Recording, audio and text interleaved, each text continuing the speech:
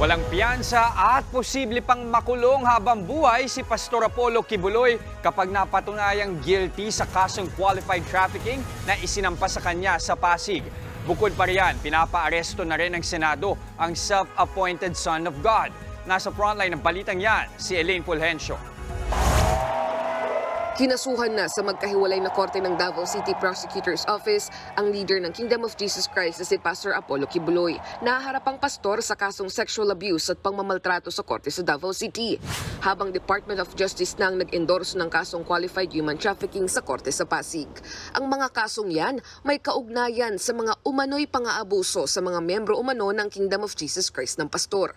Bukod kay Kibuloy, akusado rin sa mga kaso ang 5 niyang kasama na sina Jacqueline Roy, Crescente, Pauline at Ingrid Ganada at isang Silva Simanes. Ang mga kasong sinampas sa kanila sa Davao may piyansang 180,000 pesos para sa sexual abuse at 80,000 pesos naman sa pagmamaltrato. Pero kung mahatulang guilty sa qualified trafficking, non-bailable o hindi pwedeng magpiyansa si Kibuloy.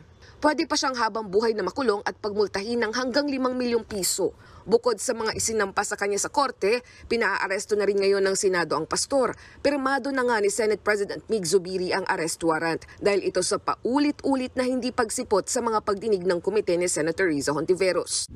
Sana si Kibuloy din hindi tumakas, kaya nga't nauna na akong nanawagan sa Bureau of Immigration, bantayan yung ating mga borders para hindi doon makatakas si Kibuloy.